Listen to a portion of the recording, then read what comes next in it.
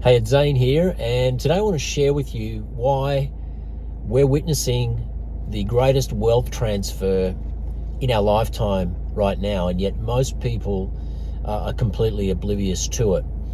Now, to understand this, you first need to realize that the reason why so many people are feeling the pinch right now financially is because inflation is out of control.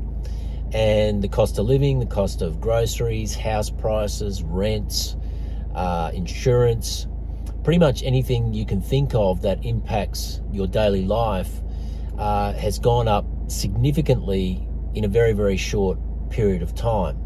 And I'm sure you can relate to this. Now, what we've seen over the last few years, certainly since 2020, since the health crisis, we've seen an acceleration of this problem, and it's become really clear that we're entering a phase now where there's going to be winners and losers in this system. Now, we have to first realize what is inflation.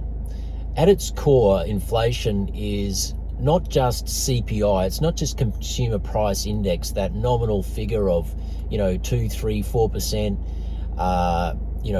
prices of groceries and goods that increases every year, that we're led to believe is a normal phenomenon that the economy needs in order to grow.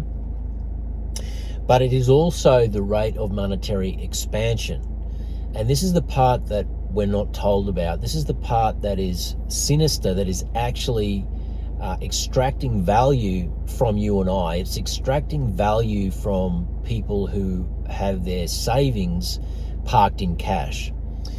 And, we've been led to believe for the longest time, certainly as kids growing up, that we need to save for a rainy day, we need to save to get into the housing market, to save for a deposit for a home.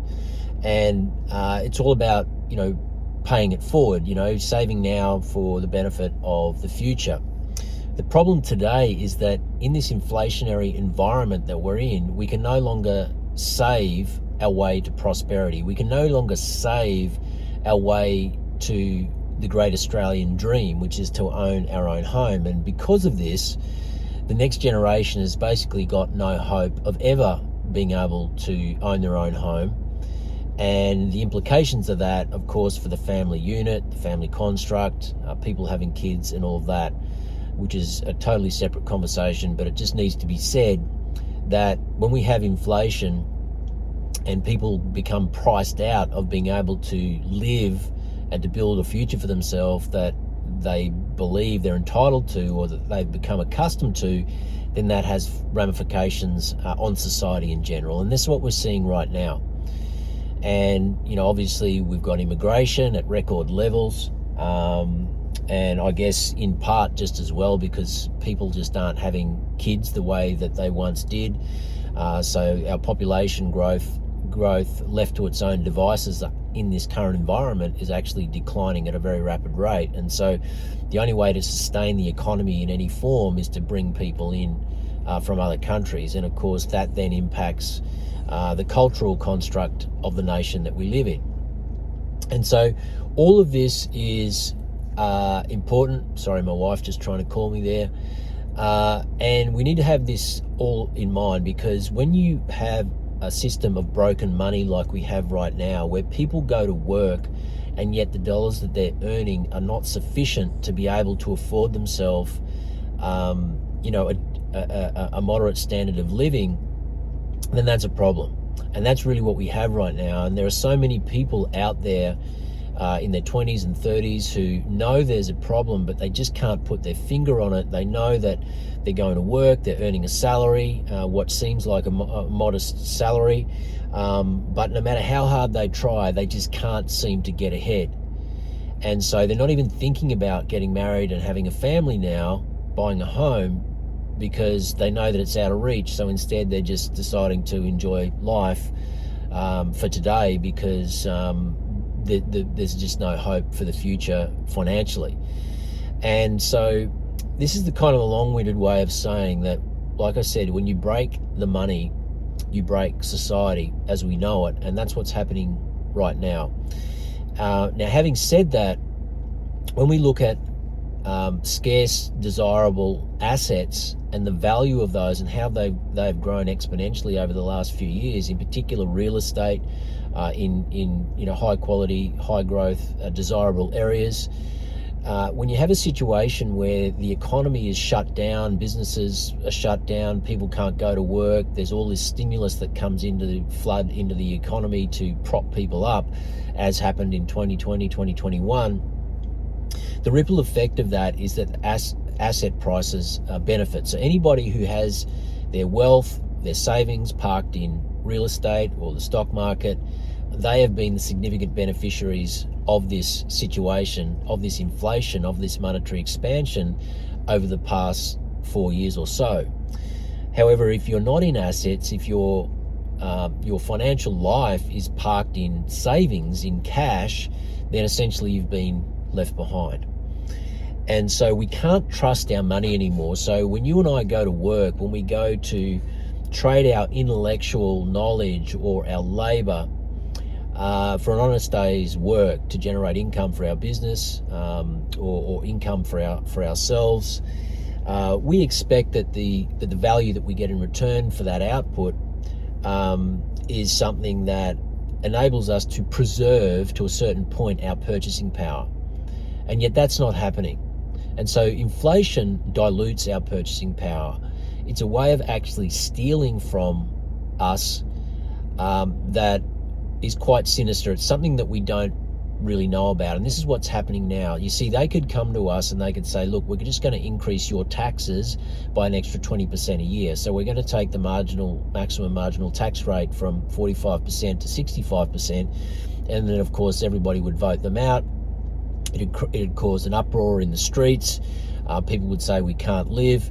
So the easier way for them to do that is to actually expand the monetary supply, dilute the purchasing power of everybody who has cash, and give a few handouts to keep everybody happy. Everybody thinks they're doing okay, but in reality, it's the same result as being taxed at 60, 65%. And so this is what's happening right now. People can't put their finger on why they're not able to get ahead, but they can't get ahead because the system is stacked against them, because the money is broken. And the more you understand the history of money, the more you study this, like I've done for the past 7 or 8 years now, the more you realize that Bitcoin is the solution. And the reason why Bitcoin is the solution is because it's the only truly scarce, fixed supply, deflationary monetary protocol that exists, that humanity has ever seen. And when I say fixed supply, what I mean is that nobody can dilute it. Nobody can expand the monetary supply. It is what it is. It's fixed, 21 million. There's 100 million derivatives of one Bitcoin. So people can invest $500, $500,000, $50. They can park whatever savings they have available, their long-term savings, into this monetary protocol, knowing that it's not just going to preserve their purchasing power, but it's actually going to grow their purchasing power over the long term. And so I've decided that this year what I'm going to do is spend my time in this system. It's a system that I've been heavily involved in studying, learning about, investing in since 2018. And the more I talk to people about it, the more I realize that most people still have no idea about it. And yet what we're witnessing right before our eyes, for anybody who's paying attention to it, we're witnessing the digital transformation of wealth and value right now. And you can choose to ignore it. You can choose to stay in the current system that we have, which is inflationary, which is diluting purchasing power. If you have assets, then obviously you've benefited greatly from that system. But you also need to keep in mind that coming down the pike is this move towards central bank digital currencies. And so if you want to have all of your wealth parked in the system that can be manipulated, controlled, taxes can be imposed at any moment, the system can be changed, they can change rules to land tax, property ownership, all of these kinds of things, and you want to park all of your wealth in that system, then you're also at risk as well to a certain degree. And so even for wealthy people who feel that they don't need to learn about this new monetary technology called Bitcoin, I believe that many of those people, once Bitcoin reaches $1 million, it's currently sitting at 100,000 US, it's tipped to hit $1 million within the next 5 years, when it gets to that point, even wealthy people are going to be forced to wake up and take notice. And the reason for that is because Bitcoin has been the best performing asset on earth for the past 12 years since its inception. An average annual compound growth rate of about 45%. And when you start to put those numbers into the calculator and compare it to every other asset that you own, you begin to realize that it's the only place to park your long-term savings. And in fact, there are many people now who are now realizing that their wealth is better stored in Bitcoin than it is in real estate. Because if you have a real estate portfolio and you've got land tax, you've got rates, you've got insurance, you've got property management fees, you've got maintenance, you've got all of the headaches that come with having a property portfolio, and I know because I've got one, you begin to realize when you look at the performance of real estate, when you take all of those factors into account, even with leverage, and you take into account a 45% annual compound growth rate with Bitcoin, you realize what you're better off being in is Bitcoin without the headaches. And not only that, you have an asset that is completely portable. So it's an asset that you can take with you at any time. If they impose any kind of crazy lockdowns or situation in the world again, then you're in a situation where you're completely autonomous and sovereign and outside the system.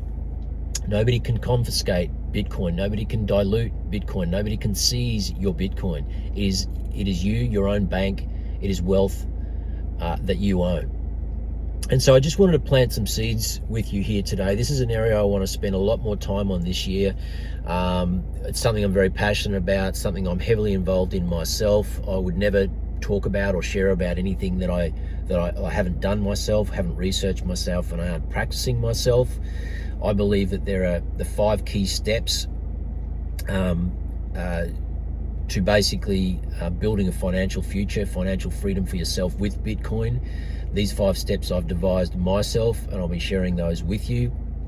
But really, if you just want to know more about it, want my perspective on this incredible asset class that is transforming the world right now, right before our eyes, that everybody is going to need, that can't be stopped, and yet still very few people understand, then subscribe to my channel, like this video, and just stay in touch as I post more videos on this topic.